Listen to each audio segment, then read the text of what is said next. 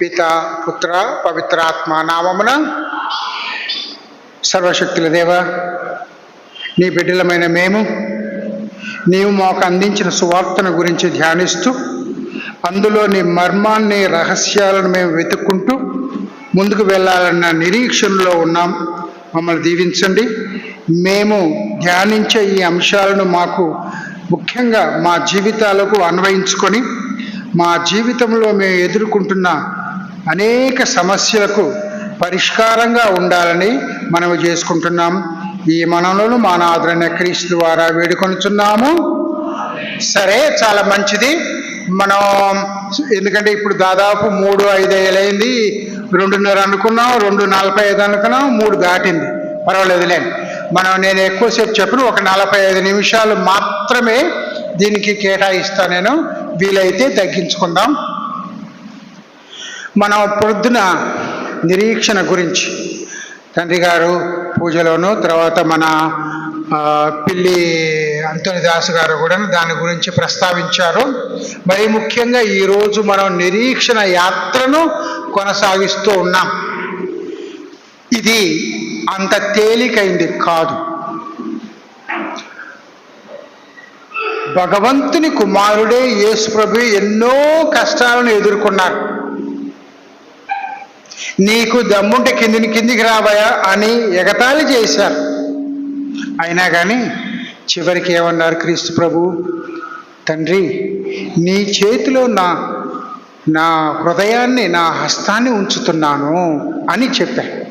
అది మనకు నిజమైన ధైర్యాన్ని ఇస్తుంది.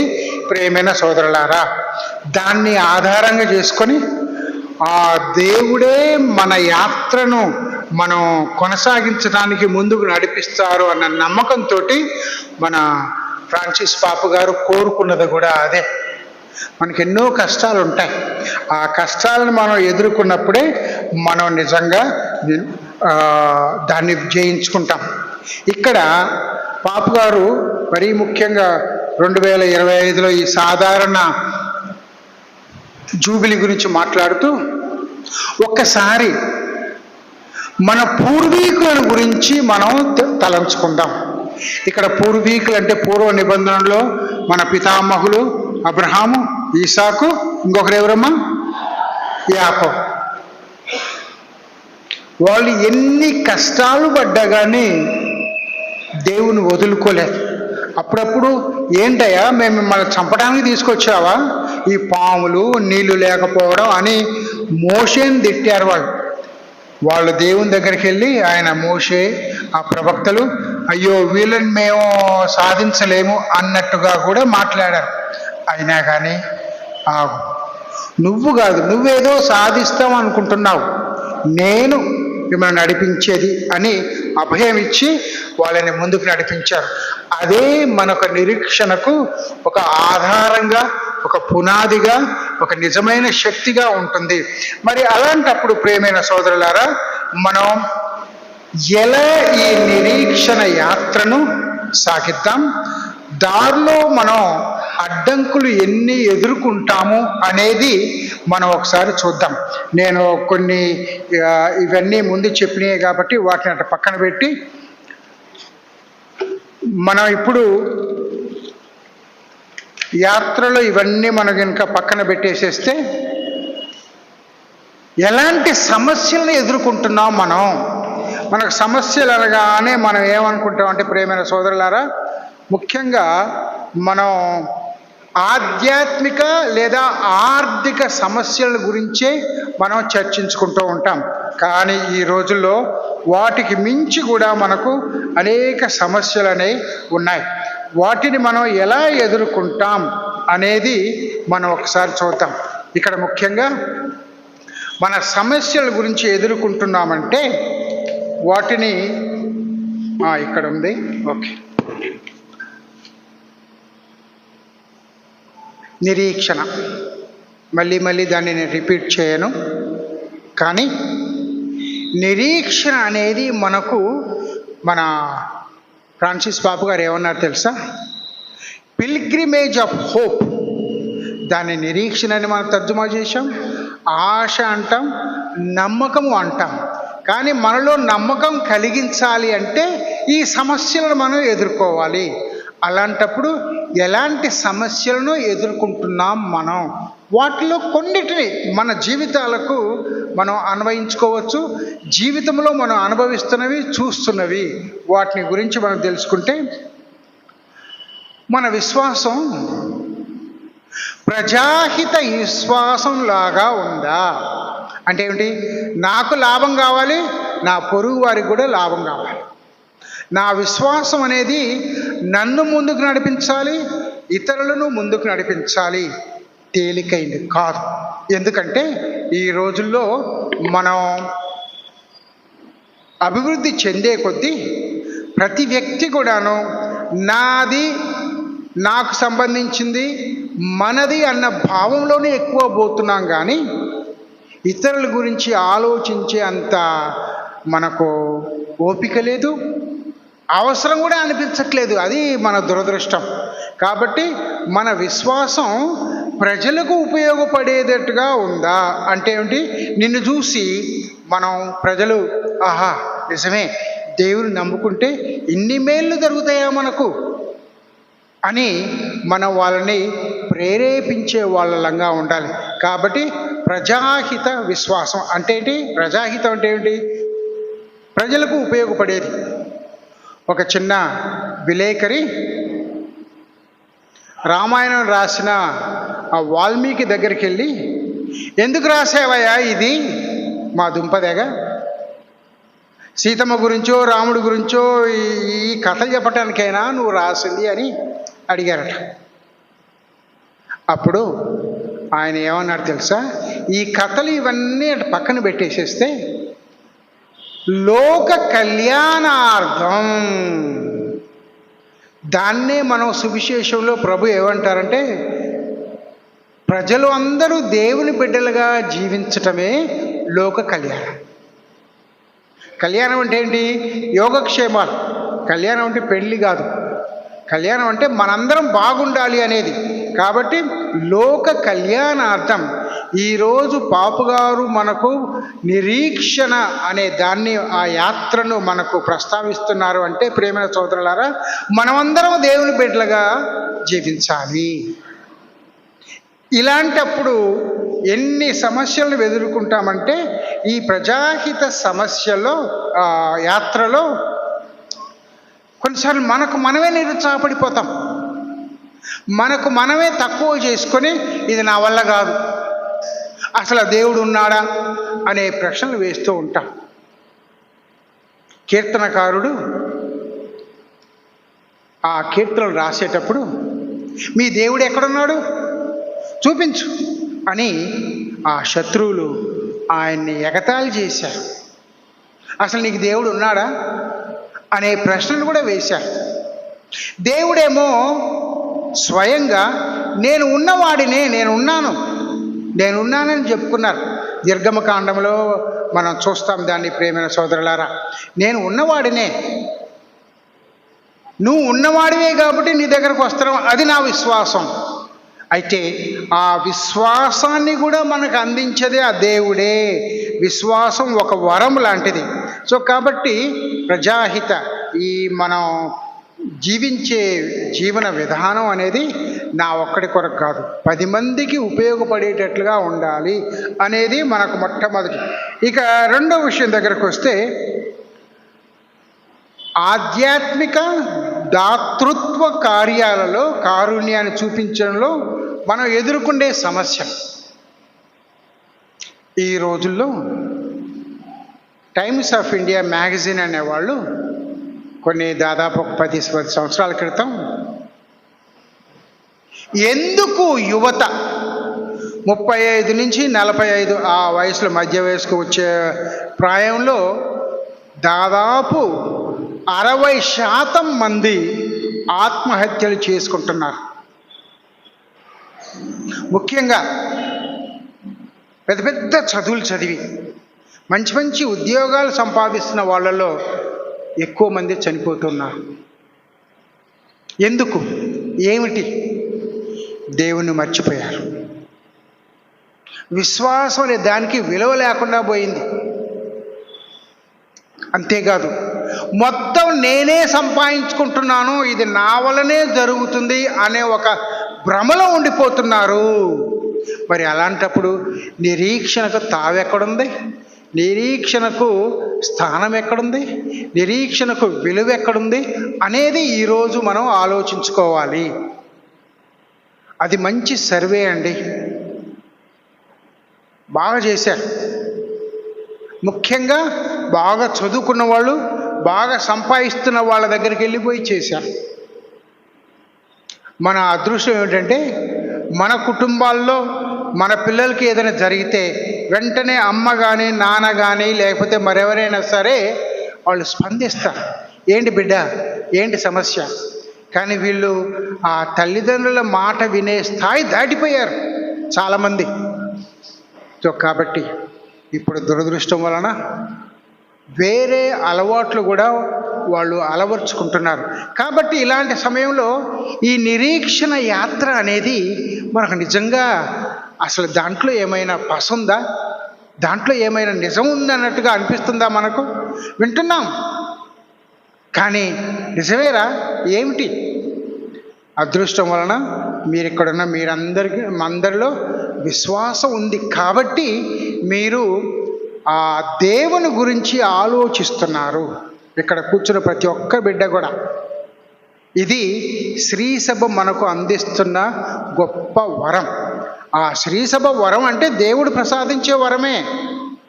శ్రీసభ దేవుడు లేనిది శ్రీసభ ఎక్కడ ఉంటుంది? కాబట్టి ఆ దేవుడే మనకు శ్రీసభ ద్వారా నడిపిస్తూ ఉన్నారు. కాబట్టి మనకు ఆధ్యాత్మిక లేదా రెండవది ఏమన్నాం, కారుణ్య క్రియలు. మంచి చేసి చూడు, నీకు మేలు కలుగుతుంది. మంచి చేసి చూడు, నలుగురిని ఉద్ధరిస్తాం. మంచి చేసి చూడు, కలకాలం నిన్ను గుర్తుపెట్టుకుంటారు. మరి అదే నీకు ఒక మంచి ఆధ్యాత్మికతను ప్రసాదిస్తుంది. ఎక్కడుంది ఆధ్యాత్మికత అనేది? నాలోనే ఉంది. నాలో మంచి భావాలు ఉన్నాయి కాబట్టి నేను ఏదో చేయాలి అని అనుకుంటున్నాను. అది మనం నేర్చుకోవాల్సింది ప్రియమైన సోదరులారా. కాబట్టి ఇటువంటి సమయాల్లో మనం ఒకసారి మనం పరీక్షించుకోవాలి. అరే ఏంటి, ఎందుకు ఇలా జరుగుతుంది నా చుట్టుప్రక్కలనే? పొద్దున ఒక ఉదాహరణ చెప్పాను కదా, ఆ కొడుకు డబ్బు పంపిస్తున్నాడు, ఆ తల్లికి చేరట్లేదు, వాళ్ళ భార్య తల్లి వాటి మొత్తం మాయం చేస్తుంది అనేది చూశాను. అది వాస్తవమే. ఇప్పుడు ఈ రోజుల్లో పెద్ద పెద్ద ఉద్యోగాలు ఉన్న వాళ్ళకి, బాగా సంపాదిస్తున్న వాళ్ళకి పిల్లల్ని ఇవ్వాలని చూస్తున్నారు. కొన్ని సంవత్సరాల క్రితం నిజంగా జరిగింది. అమెరికాలో విశాఖపట్నం నుంచి ఒక మంచి ఇంజనీర్ వెళ్ళాడు.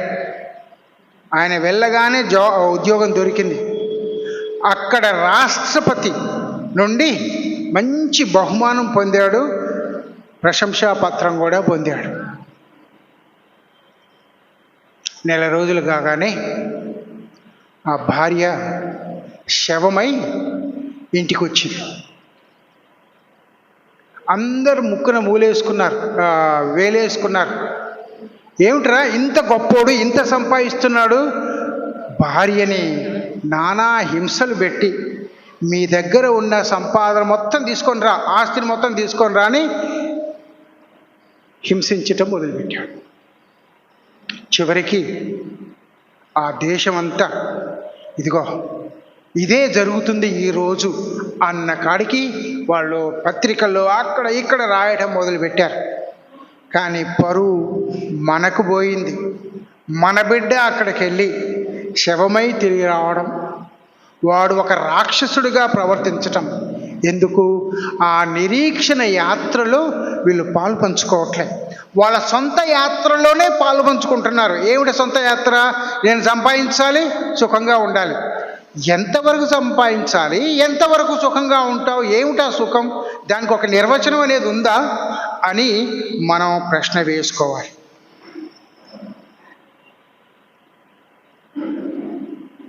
ఒక కుటుంబం వచ్చి మా అమ్మాయికి పెళ్ళి కుదరట్లేదండి, ప్రార్థించండి అని వచ్చింది. సరే, ఎవరో ఉండి, ఫాదర్ మీకు తెలిసిన వాళ్ళు ఎవరైనా ఉంటే చెప్పండి అంటే, సరే ఇదిగో ఇక్కడ ఒక అమ్మాయి ఉందంట అని అబ్బాయి కోసం వాళ్ళు ఫోటోలు పంపించమన్నారు, పంపించాడు. వెంటనే చూడగానే ఆ అమ్మాయి ఈవిడ నాకు వద్దు అన్నది. ఎందుకు? లా ఉన్నాడు, నల్లగా ఉన్నాడట. వాళ్ళు మనుషులు కాదా? మనుషులు కాదా? కాబట్టి చూడండి, ఈ ఉదాహరణలను ఎందుకు ఇస్తున్నానంటే, ఈ రోజుల్లో మన ఆలోచనలు మారుతున్నాయి. ఈ యాత్రలో మనం పాలు పంచుకోవట్లేదు. అందుకనే పాపు గారు మనకుండి ఫ్రాన్సిస్ పాపు గారు ఏమంటారంటే, వాస్తవాన్ని ఆలోచించండి. కాబట్టి ప్రియమైన సోదరులారా, ఇన్ని ఆటంకాలు మనకు ఎదురవుతూ ఉన్నాయి నేడు ఈ రోజుల్లో. ఇక మూడో విషయానికి వస్తే, భౌతిక కారుణ్య క్రియలు, మేలు చేయటం అనేది, ఇతరులకు ఉపయోగపడాలి అనేది మనం ససేమిరా అంటున్నాం. అంటే ఏమిటంటే, నా స్వార్థం, నా కుటుంబం, నా పిల్లలు, అంతే. ఇక లోకము ఏమైనా పోనీయండి, నాకు అవసరం లేదు అన్నట్టుగా జీవిస్తున్నాం. మరి అటువంటి వాళ్ళకి ఏమి యాత్ర, నిరీక్షణ యాత్రను గురించి బోధిస్తావు నువ్వు? అయితే ఒకటి, అందరు ఇలానే ఉంటున్నారా? లేదు. 60-70% మంది విశ్వాసంతో, దేవుని ప్రేమ కరుణతోటి జీవిస్తున్నారు. కానీ ఈ 30% మంది వాళ్ళలో లాగుతున్నారు, ఏముందిరా అన్నట్టుగా. కాబట్టి ఇక్కడ మనం గినక ఒక ఆదర్శప్రాయమైన జీవితాన్ని జీవిస్తే, ఇవాళ కాకపోతే రేపైనా కానీ వాళ్ళు మారవచ్చు. కాబట్టి ఈ నిరీక్షణ యాత్ర ద్వారా నీకే ఉపయోగం కాదు, ఎంతోమందికి ఉపయోగం అనేది కలుగుతుంది అనేది మనం ఇక్కడ నేర్చుకోవాలి ప్రియమైన సోదరులారా. ఇక సాంఘిక మాధ్యమాలు ఉన్నాయండి. మొన్న ఒకసారి ఎవరో నాకు ఫార్వర్డ్ చేశారు, యూట్యూబ్లో, ఈ వాట్సాప్లో ఉన్నాయి చూడండి, ఫార్వర్డ్ చేశారు. ఏమిటంటే, 2 పిల్లలు, చిన్నపిల్లలు, 3, 4 లేకపోతే 5 సంవత్సరాలు, భార్యాభర్త, 4 ఒకే మంచం మీద పడుకొని ఉన్నారు. 4కి 4 సెల్ ఫోన్లు ఉన్నాయి. ఈ బుడ్డోడు అప్పుడప్పుడు కాలు మీద వేస్తున్నాడు, పక్కన అవుతున్నాడు. ఆ చిన్న పాప కూడా ఏదో గొనుగుతా కూసుంది. వాళ్ళ అమ్మ నాన్నలకి ఇద్దరు సోయి లేకుండా ఉండిపోయారు, అసలేం పట్టించుకోవట్లా. వాళ్ళ మొబైల్ వాచింగ్లోనే ఉన్నారు వాళ్ళు. ఈ పిల్లలు పొద్దున్నే స్కూలుకు పోతూ, మా మొబైల్ మాకు ఇచ్చేసేయండి, ఎందుకురా నీకు స్కూలుకు పోతే మొబైల్ అంటే, ఆ టీచర్ బోరు కొడుతుంది. బోరు కొట్టట్లే, ఆమె చెప్పేది బోరు కొడుతుందంట అని పిల్లలు అనే స్థాయికి ఎదుగుతున్నారు. ఇది బాగా సంపన్న కుటుంబాల్లో జరుగుతుంది, మన పేద కుటుంబాల్లో, మధ్యతరగతి కుటుంబాల్లో. కానీ ఎక్కువ సంపాదించే కొద్దీ అలాంటి రుగ్మతలు అనేవి మనకు వస్తున్నాయి. అంటే సంపాదించకూడదా? సంపాదిస్తే తప్పే ఉంది? మనకు బైబిల్లో సువార్తలో చూస్తాం, యేసు ప్రభు ధనం చెడ్డది అని ఎప్పుడు చెప్పలే. ఆ ధనాన్ని నువ్వు చెడ్డదాన్ని చేస్తున్నావు, అది ముఖ్యం ప్రియమైన సోదరులారా. ఆ ధనం నిన్ను చెడ్డవానిగానో చెడ్డదానిగానో చేస్తుంది. పొద్దున ఉదాహరణ చెప్పాను కదా, ఆ అబ్బాయి వచ్చి వాళ్ళ అమ్మాయి ఎలా ఉందని చూస్తే, ఇదిగో పిచ్చిదై రోడ్ల మీద నడుస్తూ ఉంది, పిచ్చిదై రోడ్ల మీద నడుస్తూ ఉంది. అది మానవత్వం లేని ఇలాంటి సంఘటనలు మనకు అనేకం జరుగుతున్నాయి. అందుకే మనం అంత బాగుందని, అంత విశ్వాసం ప్రకారంగా జరుగుతుందని మనం అనుకుంటే భ్రమలో ఉన్నట్టే. ఎక్కడో ఒకప్పుడు దేవుడు నీ నుండి లెక్క అడుగుతారు, అది మర్చిపోవాకు. లేదా మిమ్మల్ని కూడా నడిపించే బాధ్యత మాకుంది కాబట్టి మమ్మల్ని కూడా అడుగుతారు, నువ్వు ఎటువంటి నిజమైన గుణపాఠాలు వాళ్ళకు నేర్పిస్తున్నావు, ఎటువంటి ఆదర్శప్రాయమైన జీవితాలను జీవిస్తున్నావు అని మమ్మల్ని అందరినీ కూడా అడిగే రోజు వస్తుంది. అడుగుతూనే ఉన్నారు, మనం వినాలే కానీ. కాబట్టి ఇలాంటివన్నీ కూడా ప్రియమైన సోదరులారా ఈరోజు మనం ఎదుర్కొంటున్నాం. ఇంకా చాలా ఉన్నాయి, కొన్ని మాత్రమే చెప్తాను నేను మీకు. అభిషక్తులు ముఖ్యంగా మాలాంటి వాళ్ళు, గురువులైన వాళ్ళు, మా వ్యక్తిగత జీవితాలు ఎలా ఉన్నాయంటే, ఢిల్లీలో ఒక సంఘం సిస్టర్స్ ఫాదర్స్ దగ్గరికి వెళ్ళి చాలా విషయాలు సేకరించి ఇంటర్వ్యూలు చేస్తే దాదాపు 45% మంది గురువులు కన్యాస్త్రీలు వాళ్ళు మాకు ఆదర్శప్రాయంగా లేరని చెప్పారండి. తలకాయ పగిలిపోయింది. ఇలాంటివి కూడా జరుగుతూ ఉన్నాయి. అంటే జనం మమ్మల్ని గమనిస్తున్నారు. జనంకి ఏం తెలియదులే అని అనుకుంటే అది పెద్ద పొరపాటు. మరి మేమేమి యాత్ర చేస్తున్నాం, మేమేమి నిరీక్షణ యాత్ర అనేది కూడా చాలా ముఖ్యం. కాబట్టి ప్రియమైన ఇదిగో నా మిత్రులారా, మనం కూడా ఆలోచించుకోవాలి. కన్యాస్త్రీలు కూడా, ఉపదేశులు కూడా ఈ రోజుల్లో ముఖ్యంగా హైదరాబాద్ పట్టణాల్లో ఈ కరిస్మాటిక్ గ్రూప్స్ అనేవి అసలు పోటీల మీద పోతూ ఉన్నాయి. నా దగ్గరకు వచ్చి సువార్త సేవ ఎలా చేయాలో నేర్చుకున్న వాళ్ళు సంఘాలు పెట్టి ఈ విధంగా చేస్తూ ఉన్నారు. తప్పు లేదు, దేవుని వాక్యాన్ని బోధించడంలో మనకు తప్పు లేదు. అసలు అది మన బాధ్యత. జ్ఞానస్నానం పుచ్చుకున్న ప్రతి ఒక్కరు కూడాను మనకు శ్రీ సభ డాక్యుమెంట్స్లో, అధికారిక పత్రాల్లో ఇది ఉంది. సువార్తను బోధించేది మన బాధ్యత.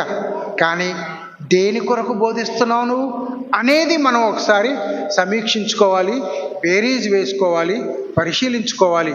అది మన నుండి కోరేది ప్రియమైన సోదరులారా. ఇక మనం చేస్తున్న ఆధ్యాత్మిక కార్యక్రమాలని ఉధృతం చేసుకోవాలి. అవి మనకు చాలా అవసరం. ప్రజలు కూడా ఎదురు చూస్తున్నారు. ఒక 15 సంవత్సరాల క్రితం ఆదివార పూజలకు వచ్చే వాళ్ళ యువతీ యువకుల సంఖ్య దాదాపు పడిపోయింది. మాకు గుడి ఎందుకు, మాకు బడి ఎందుకు అన్నట్టుగా. కానీ ఇప్పుడు చాలామంది వస్తున్నారు. అది మంచి పరిణామం. అది దేవుడిచ్చే గొప్ప వరం అని నేను భావిస్తున్నాను. మరి వచ్చిన వాళ్లకు ఎటువంటి బోధ చేస్తున్నావు నువ్వు? వచ్చిన వాళ్ళని ఎలా, ఇది ముఖ్యంగా మా గురువులు, కన్యాస్త్రీలు, ఉపదేశులు ఆలోచించుకోవాల్సింది. వాళ్లకు తగ్గట్టుగా మన పాత మూసలోనే పద్ధతిలోనే మనం చేస్తున్నామా, లేదా కొత్తదనం చూపించి, కొత్తదనం కోసం వద్దు, అది అవసరం లేదు. కానీ ఆ కొత్తదనములో సృజనాత్మకత అనేది ఉండి అది దేవుని మీద విశ్వాసానికి మళ్ళిస్తుంది అంటే దాన్ని తప్పనిసరిగా తీసుకోవాలి. అది కూడా నిరీక్షణ యాత్రలు. ఇవన్నీ నేను సొంతగా చెప్తే కావు, ఆ చిన్న పుస్తకంలో ఉన్నాయి ఇవన్నీ. పాపు గారు ఎంతగానో ఆలోచించి వీటిని గురించి ఆలోచించాలి. 25 సంవత్సరాలు దాటింది. మన 2000 సంవత్సరంలో మనం జరుపుకున్న ఆ మహా ఉత్సవం అనేది. మరి ఈ రోజుకి ఎంత మార్పు వచ్చింది అనేది మనం ఆలోచించుకోవాలి ప్రియమైన సోదరులారా. ఇంకొక కొన్ని చూద్దాం. చేపడుతున్న ఆధ్యాత్మిక సరే చూసాం. మరి సామాన్య గృహస్థుల పరిస్థితి ఎలా ఉంది? పాపు గారు కూడా ఆ విషయాన్ని చాలాసార్లు నొక్కి చెప్పారు. గృహస్థ క్రైస్తవులారా, శ్రీ సభను మీరు నడిపించండి, ఈ రోజులు మీకు టైం వచ్చింది అని అంటున్నారు. అంటే మీరందరూ సంసారం వదిలిపెట్టి గురువులు కావాలా, కన్యాస్త్రీలు కావాలని చెప్పట్లేదు. కానీ మీరు జీవించే జీవన విధానం ద్వారా, ఆ జీవిత యాత్ర ద్వారా ఎంతమందిని మీరు ప్రభావితం చేయగలరు? నేను ఎప్పుడూ ఒక చిన్న ఉదాహరణ చెప్తుంటాను టీచర్లకి. క్లాసులు అప్పుడప్పుడు కొంచెం సెమినార్ పెట్టినప్పుడు ఎంతమంది పిల్లలు, అబ్బాయిలు కానీ అమ్మాయిలు కానీ తిరిగి మన స్కూల్కి వస్తారు, ఓల్డ్ స్టూడెంట్స్, అల్యూమినే అంటాం కదా మనం. వచ్చినప్పుడు పలానా జోజ్ ఫాదర్ ఉన్నారా, నీ పేరేంటన్నా,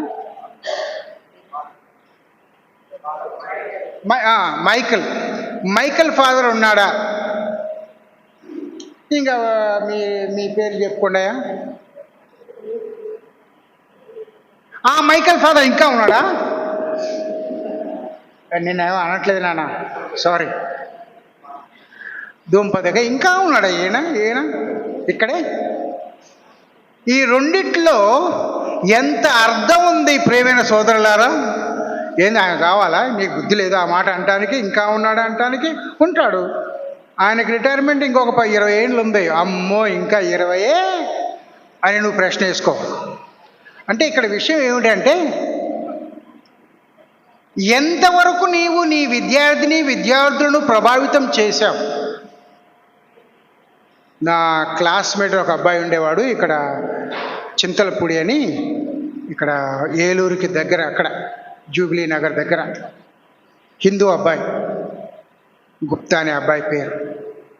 వాళ్ళకి వడ్ల మిల్లు అవి ఉన్నాయి. వాడు 3 సంవత్సరాలు వెయిట్ చేశాడు, జోజీ నువ్వు నా పెళ్ళికి రావాలి అని, నేను అబ్రాడ్లో ఉన్నాను, నువ్వు నా పెళ్ళికి రావాలి అని, నువ్వు నా మిత్రుడివి రా అన్నాడు.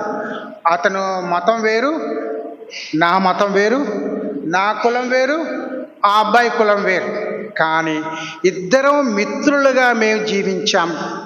నేను బ్రదర్గా ఉండేవాడిని. అలా ఎంతమందిని నువ్వు ప్రభావితం చేయగలుగుతావు, ఎంతమంది నీకు విలువిస్తున్నారు. నీ అంతస్తు, నీ ఆస్తి, నీ పరపతి చూసే మాత్రమే కాదు, నీ వ్యక్తిత్వాన్ని చూసి నిన్ను ఎలా గౌరవిస్తున్నారు అనేది చాలా ముఖ్యం. అది చాలా ముఖ్యం ప్రియమైన సోదరులారా. కాబట్టి నిరీక్షణ అనేది ఏదో మనకు ఆకాశంలో కనపడేది కాదు, వాస్తవంగా మన జీవితాల్లో మనకు బోధపడేది లేదా మనకు కనిపించేది.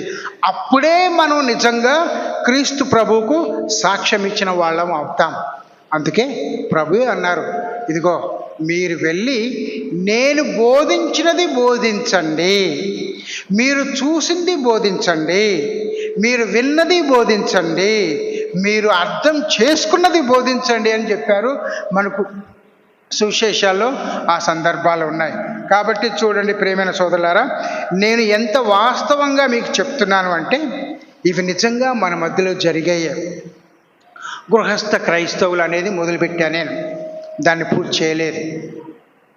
ఈ రోజుల్లో గృహస్థ క్రైస్తవులకి అది పెద్ద సవాలుగా మారింది, మన విశ్వాసాన్ని జీవించటం. భక్తి మంచిదే, ఉండాలి, కానీ గుడి దాటగానే నీ భక్తి వేరే మార్గంలో పోతుంది అంటే అక్కడ ఏదో లోపం ఉన్నట్టే, ఎక్కడో కొరత ఉన్నట్టే, ఎక్కడో లేమి అనేది ఉన్నట్టే అని మనం గ్రహించుకోవాలి. కాబట్టి గృహస్థ క్రైస్తవులు మనం ఆలోచించుకోవాల్సింది ప్రియమైన సోదరులారా, ఎంతవరకు క్రీస్తు బోధనను నీవు సార్థకం చేసుకుంటున్నావు అనేది చాలా ముఖ్యం. ఇక వివాహ వ్యవస్థ, దీని గురించి ఎంత తక్కువ మాట్లాడితే అంత మంచిది అన్నట్టుగా ఉంది ఈ రోజుల్లో. ఒక విచారణలో ఫాదర్ మీరు పెళ్లి చేసి బ్లెస్సింగ్కి రండి అంటే వెళ్ళి మ్యారేజ్ చేశాడు. ఆ పాదాలకు రాసుకున్న పారాని ఆరక ముందే విడాకులకు పోతున్నారు వాళ్ళిద్దరు.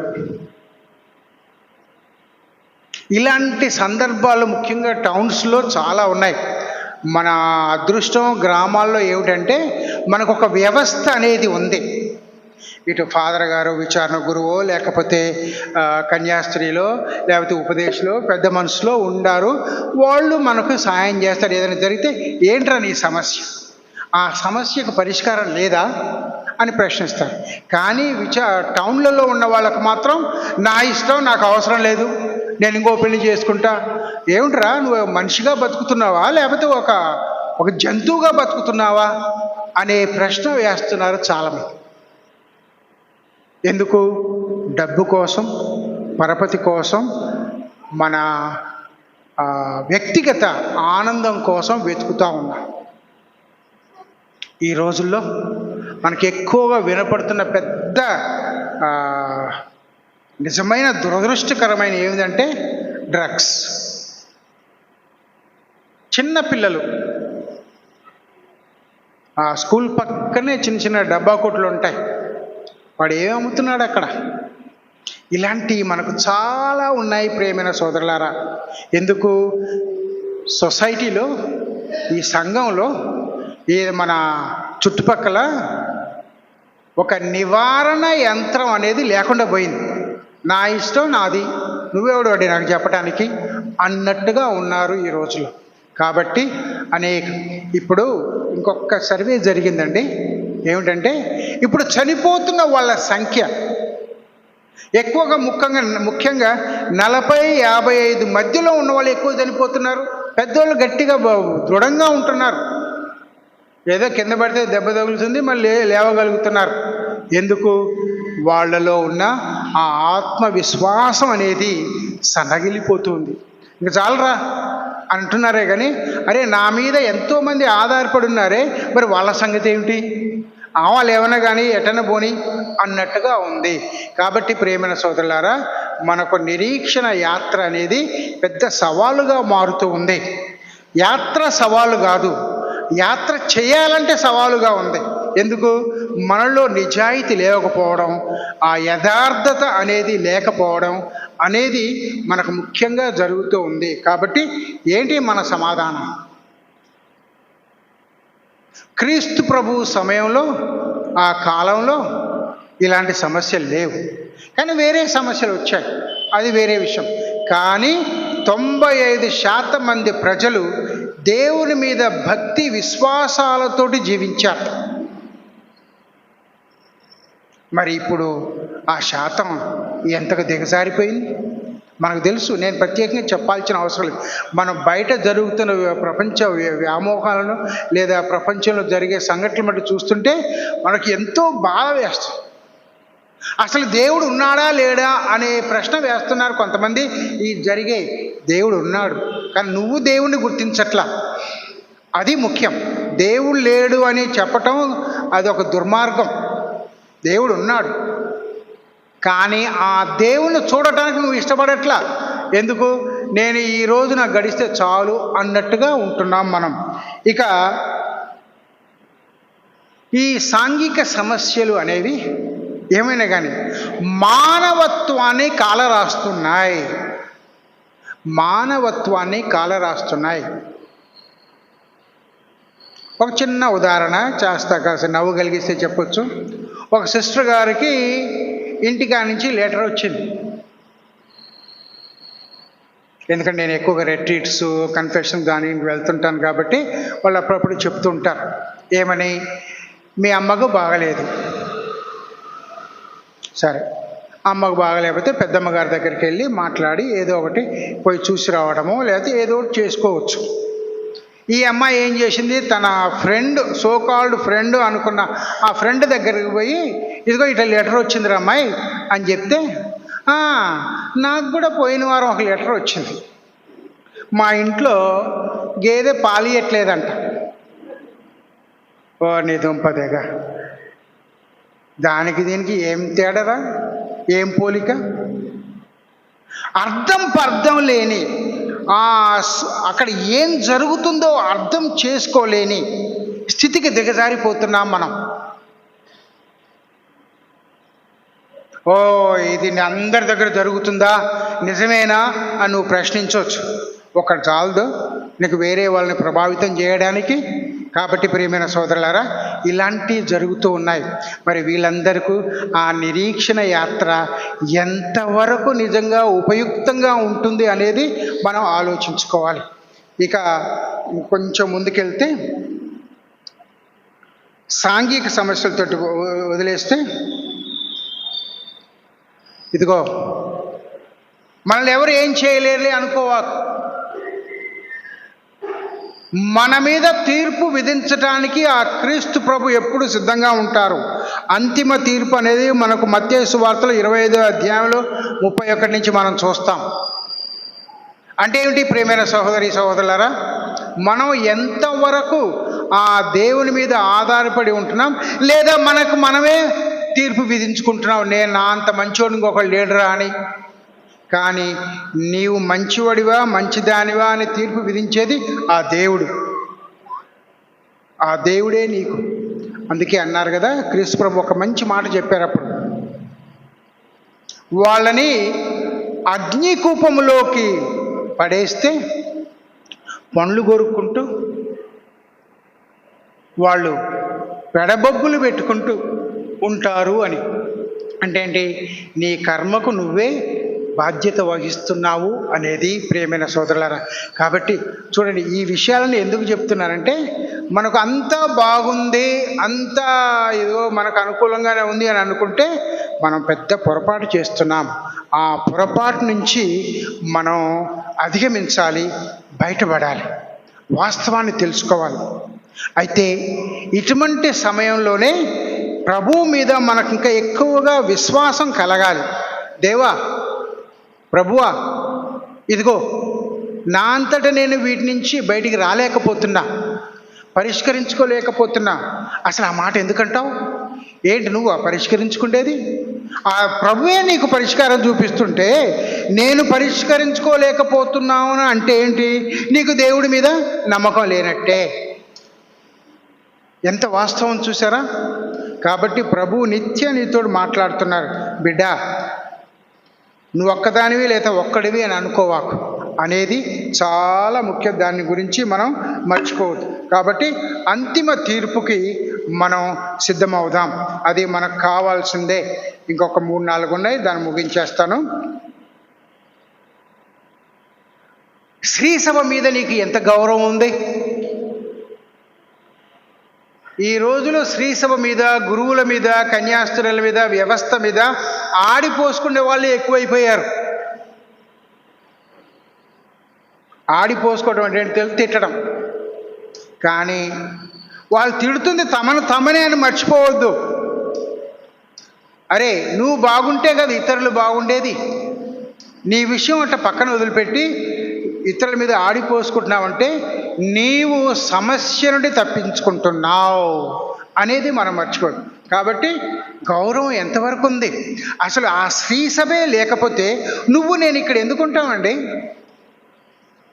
ఎంత భాగ్యాన్ని పొందుతున్నాము స్త్రీ సభ ద్వారా. మరి అట్టి స్త్రీ సభ ఆ వ్యవస్థ మీద నీకు ఎంత గౌరవం ఉండాలి, ఎంత అభిమానం ఉండాలి అనేది కూడా చాలా ముఖ్యం. కాబట్టి నువ్వు స్త్రీ సభను పదే పదే స్త్రీ సభ అంటే ఎక్కడుందండి? ఇదిగో ఫాదర్లు మనం అందరం కలిసి మనమే స్త్రీ సభ. అందుకని వాటికన్ II సభలో మంచి మాట అన్నారు, గృహస్థ క్రైస్తవులు అందరం కలిసి స్త్రీ సభను నిర్మిస్తాం. ముందు దేవుడే దాన్ని నిర్మించేది, మనం కాదు. కానీ నిర్మించి మనకి ఇచ్చిన ఆ దేవుని ఆ స్త్రీ సభను పోషించుకుండేది, నిలబెట్టుకుండేది మన బాధ్యత. కాబట్టి ఒకరిని చూసి వేలెత్తే ముందు నువ్వు చూసుకో, నీ సంగతి నువ్వు చూసుకో అనేది ఈనాడు మనకు ఈ నిరీక్షణ యాత్ర అనేది తెలియజేస్తోంది.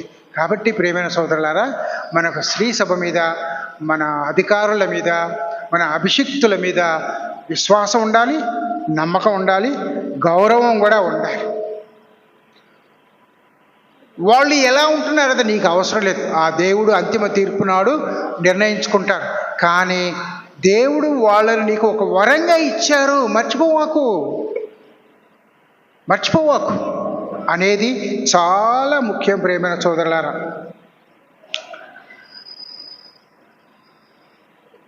ఇక దాదాపు చివరకు వస్తున్నాం. మన నిరంతర ప్రయత్నాలలో ఇతరులను కలుపుకొని పోదామా, లేకపోతే నాకు నేనే అన్నట్టుగా ఉంటామా? అప్పుడప్పుడు మన స్టూడెంట్స్ వాళ్ళు మాట్లాడు, నేను ఏక్ నిరంజన్ అంటాడు. ఏంట్రా ఏక్ నిరంజన్ అంటే? ఏరా అమ్మాయిలు ఏక నిరంజన్, అది మగవాళ్ళ ప్రాబ్లం, మాకే నన్ను ఎందుకు అడుగుతామంటావా? ఎదురుగా మీరే కూర్చున్నారు కాబట్టి. ఏక్ నిరంజన్, నన్ను మించినోడు లేడు, అన్నిటికీ నా దగ్గర సమాధానాలు ఉన్నాయి అని అనుకుంటే పెద్ద పొరపాటు. ఎంత పెద్ద పొరపాటు అంటే, నీవు ఎంతవరకు ఇతరుల మీద ఆధారపడి ఉండాలో, ఇతరుల వల్ల నువ్వు బతుకుతున్నావో అనేది నువ్వు మర్చిపోతున్నావు. అందుకే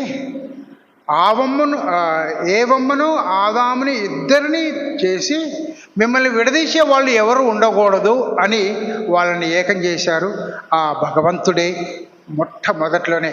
కాబట్టి మనం ఇతరుల సహకారం లేనిది,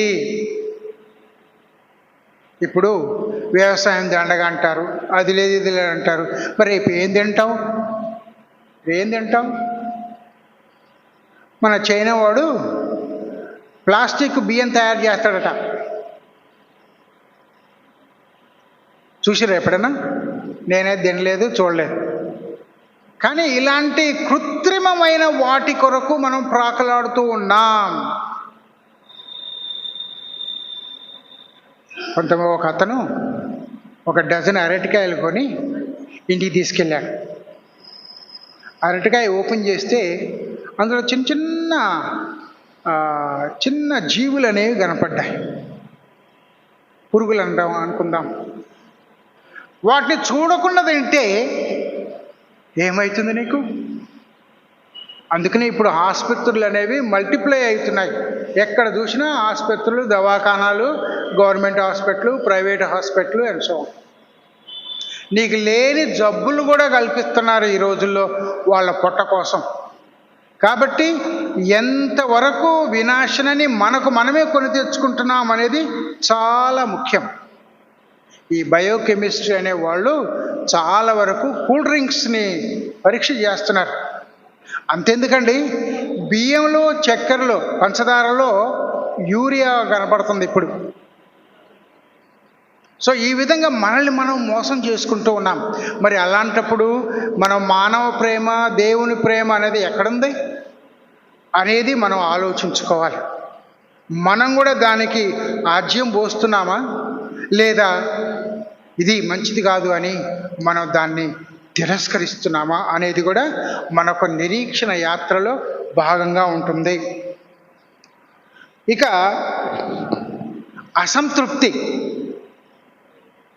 అసంతృప్తి అనేది మనలో చాలా పెరిగిపోతుంది.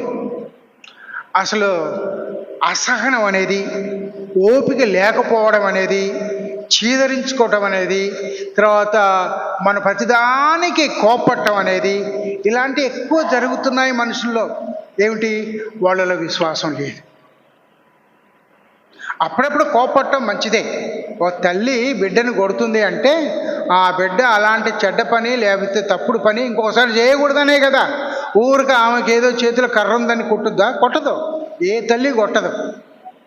బాగుపడాలి అనేదే ముఖ్యం. మరి ఇంతటి అసహనం ఇదనేది ఎందుకు పెరుగుతుంది? చివరికి ఎక్కడ దారితీస్తుంది?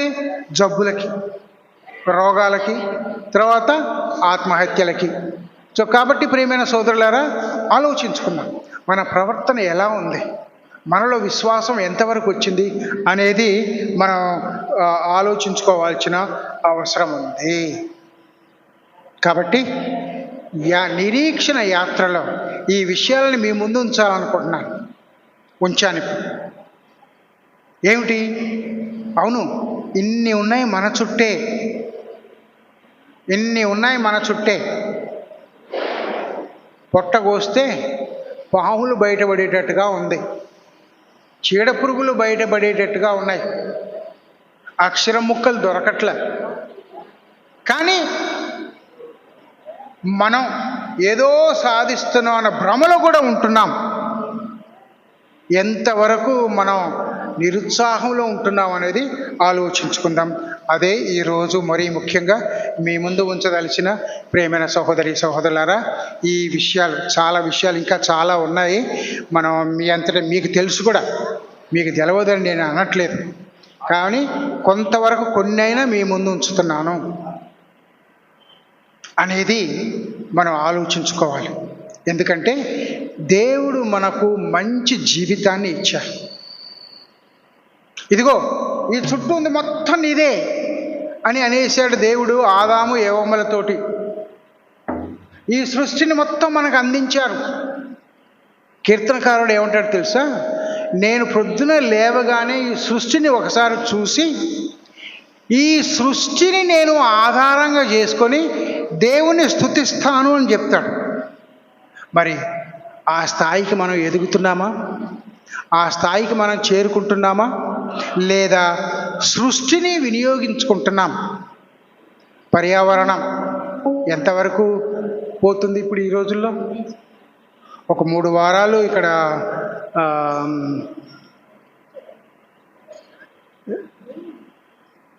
భద్రాచలం సైడు ట్రైబల్ ఏరియాలకు వెళ్ళాను నేను. అక్కడ క్లాసులు తీసుకుంటూ సిస్టర్లకి క్లాసులు చెప్తూ సాయంత్రం పూట ముఖ్యంగా శనివారం ఆదివారాలు వెళ్ళా. వాళ్ళు చెప్తుంటే మా తాత ముత్తాతలు ఉన్నప్పుడు ఈ అడవులు ఎలా ఉండేయండి, ఇప్పుడు ఎలా తయారైనాయండి, మేము జీవించలేకపోతున్నాం అని. నిజమే ప్రియమైన సోదరులారా, పర్యావరణం పాడైపోతూ ఉంది. మరి మనం బాధ్యులం కామా? ప్రతిదానికి మనమే బాధ్యులం.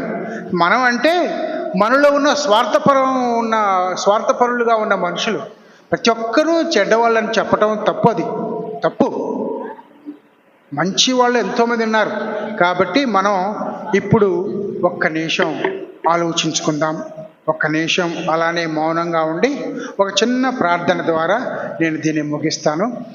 మీరు ఒక నిమిషం ఏమిటి నేను చేస్తున్న పొరపాట్లు, ఏమిటి నేను చేస్తున్న తప్పులు, వాటి వలన ఎంతమంది బాధపడుతున్నారు, ఎంతమంది ప్రాణాలు పోగొట్టుకుంటున్నారు, ఎంతమంది దేవునికి దూరం అవుతున్నారు, నా వలన నా బాధ్యతారాహిత్యమైన ఈ జీవితం ద్వారా అని ఒక్క నిమిషం మీరు ఆలోచించుకోండి. చిన్న మనవి ప్రార్థన చేసుకొని మనం ముగించుకుందాం.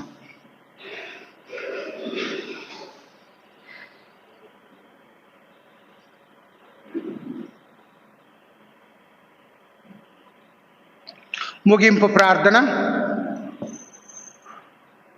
కృపామయ, నీ విశ్వాసుల విన్నపాలను ప్రార్థనలను ఆలకించండి.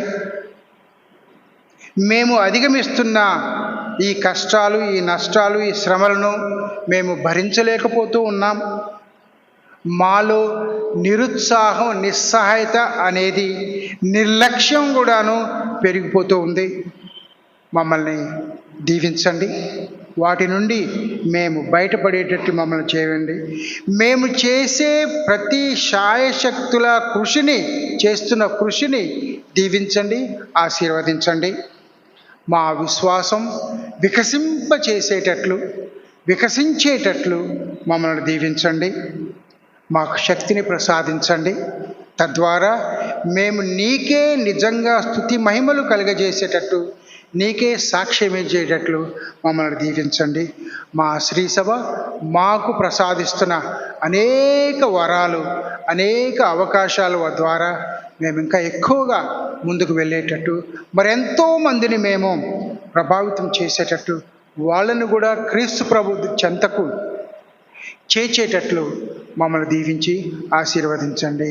పరలోకమందుండెడు మా యొక్క తండ్రి, నీ నామము పూజింపబడుగాక, నీ రాజ్యము వచ్చునుగాక, నీ చిత్తము పరలోకమందు నెరవేరునట్లు భూలోకమందును నెరవేరునుగాక.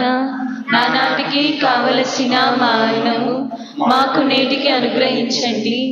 మా యొద్ద అప్పుబడిన వారిని మేము మన్నించినట్లు మా అప్పులను మీరు మన్నించండి.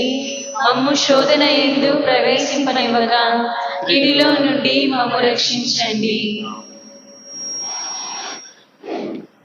అందరం లేచి నిల్చొని వందనము వందనము అన్న పాటను మన గాయక బృందంతో కలిసి పాడుకుందాం.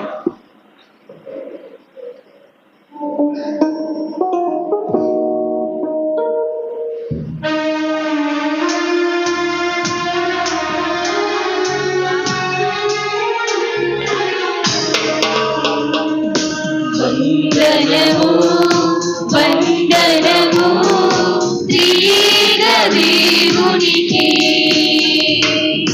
వందనము వందనము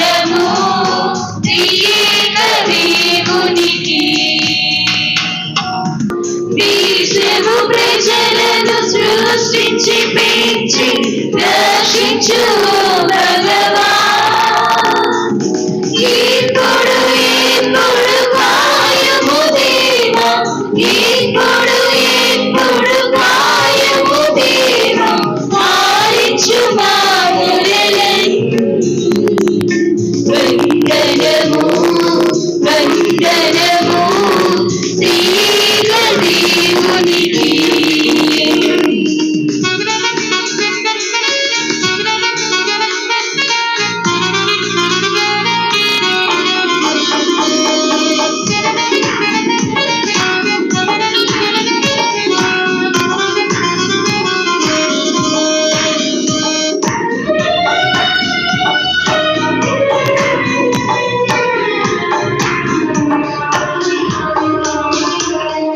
దేవాది దేవా భక్తుల బావా స్తుతి మహిమా ప్రభువా దేవాది దేవా భక్తుల బావా స్తుతి మహిమా ప్రభువా దేవీతల స్తోత్ర గీతం దేవీతల స్తోత్ర గీతం స్వీకరించు గురువా వందనము వందనము త్రియేక దేవునికి వందనము వందనము త్రియేక దేవునికి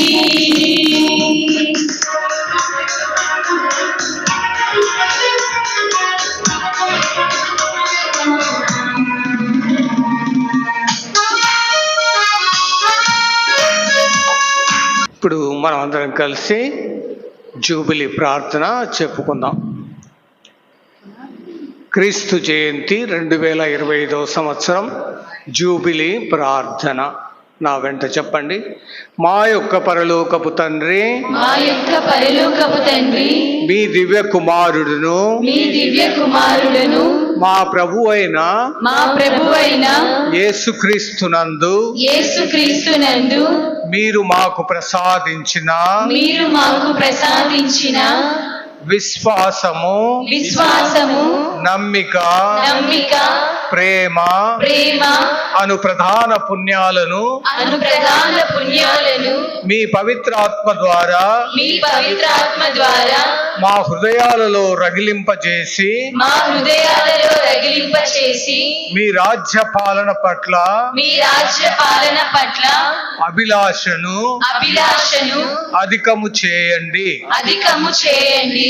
మీ యొక్క కృపావరము ద్వారా మీ యొక్క కృపావరము ద్వారా మాయందు మాయందు సువార్త బీజములు వేర్లుని సువార్త బీజములు వేర్లూరి మొలకెత్తి మొలకెత్తి ఫలింపజేసే ఫలింపచేసే మంచి శ్రద్ధ గల మంచి శ్రద్ధ గల వ్యవసాయకులుగా వ్యవసాయకులుగా రూపొందునట్లు చేయండి. రూపొందినట్లు చేయండి. తద్వారా తద్వారా సమస్త మానవాళి సమస్త మానవాళి సమన్వయపూర్వకమైన సమన్వయపూర్వకమైన వ్యవస్థగా రూపొంది వ్యవస్థగా రూపొంది క్రొత్త ప్రపంచం, కొత్త ప్రపంచం, క్రొత్త స్వర్గం పట్ల కొత్త స్వర్గం పట్ల ఆసక్తిని ఆసక్తిని పెంపొందించునుగాక. పెంపొందించునుగాక. తత్ఫలితముగా తత్ఫలితముగా దుష్ట శక్తులు అధిగమించబడి దుష్ట శక్తులు అధిగమించబడి మీ యొక్క మహిమ మీ యొక్క మహిమ యుగ యుగములకు యుగ యుగములకు ప్రతిష్ఠింపబడునుగాక. ప్రతిష్ఠింపబడునుగాక. 2025 సంవత్సరపు 2025వ సంవత్సరపు జూబిలీ వేడుకలు జూబిలీ వేడుకలు యాత్రిక సంఘమైన మాలో యాత్రిక సంఘమైన మాలో పరలోకపు విలువల పట్ల పరలోకపు విలువల పట్ల ఆకాంక్షను మేల్కొలిపి ఆకాంక్షను మేల్కొలిపి ప్రపంచమంతటను ప్రపంచమంతటను మా రక్షకుడగు మా రక్షకుడగు యేసుక్రీస్తు క్రీస్తు ప్రసాదించు యేసుక్రీస్తు ప్రసాదించు ఆనందము ఆనందము శాంతి శాంతి ప్రసరింపచేయునుగాక. ప్రసరింపచేయునుగాక. సత్యము సత్యము మార్గము మార్గము వెలుగు వెలుగు జీవమునైన మీకు జీవమునైన మీకు యుగ యుగములకు యుగ యుగములకు స్తుతి మహిమలు స్తుతి మహిమలు కలుగునుగాక. కలుగునుగాక. ఆమేన్. ఆమేన్. పరిపూర్ణ ఫలాలు పొందుటకే మన పరిశుద్ధ లియో జగద్గురువుల తలంపు కోసమై ప్రార్థిద్దాం. పరలోకమందుండెడు మా యొక్క తండ్రి, మీ నామము పూజింపబడునుగాక, మీ రాజ్యము వచ్చునుగాక, మీ చిత్తము పరలోకమందు నెరవేరునట్లు భూలోకమందును నెరవేరునుగాక. నానాటికి కావలసిన మా అన్నము మాకు నేటికి అనుగ్రహించండి. మా యొద్ద అప్పుబడిన వారిని మేము మన్నించినట్లు మా అప్పులను మీరు మన్నించండి. మమ్ము శోధన యందు ప్రవేశింపనివ్వక కీడులో నుండి మమ్ము రక్షించండి. దేవవర ప్రసాదము చేత నిండిన మరియమ్మా వందనము. ఏలిన వారు మీతో ఉన్నారు, స్త్రీలలో ఆశీర్వదింపబడిన వారు మీరే. మీ గర్భఫలముకు జేసు ఆశీర్వదింపబడిన వారు అగునే. పరిశుద్ధ మరియమ్మ సర్వేశ్వరుని యొక్క మాత, పాపాత్మయుండెను మా కొరకు ఇప్పుడును మా మరణ సమయమందును ప్రార్థించండి. ఆమేన్. పితా పుత్ర పవిత్రాత్మకు మహిమ కలుగునుగాక. ఆదిలో కలిగినట్లు ఇప్పుడును మరెప్పుడును సదాకాలం మీకే స్తోత్రం కలుగునుగాక. పరిశుద్ధ మరియమ్మ శ్రీ సభ యొక్క మాత, మా కొరకు ప్రార్థించండి.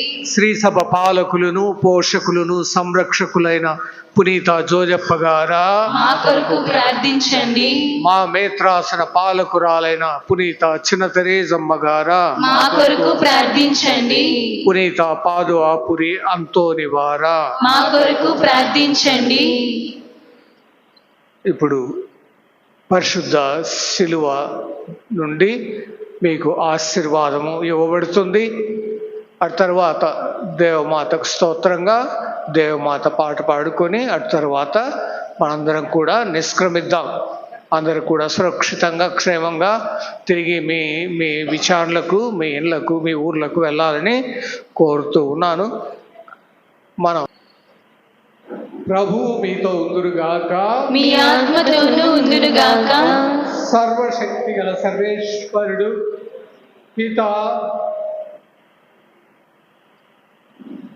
పుత్ర పవిత్రాత్మ మిమ్మందరినీ సదా దీవించి సంరక్షించి కాచి కాపాడుదురుగాక. ఆమేన్. సమాధానంతో క్రీస్తు ప్రేమలో సేవలో జీవించండి. సర్వేశ్వరునికి వందనములు. మోక్షరాతి ఆదావందనం. సుందరమైన మోక్షరాతి ఆదావందనం. సుందరమైన మోక్షరాతి ఆదావందనం. సుందరమైన మోక్షరాతి ఆదావందనం.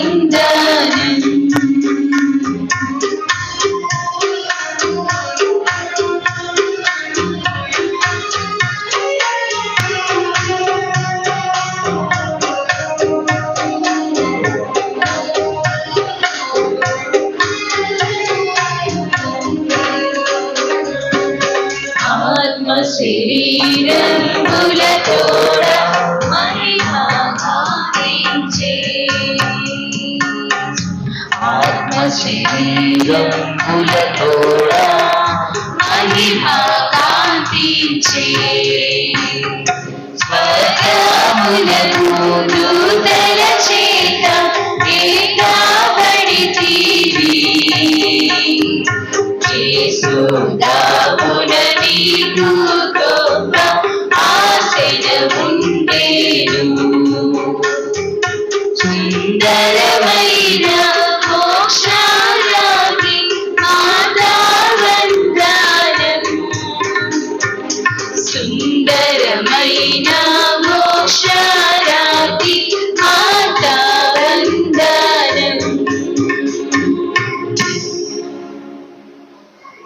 ద-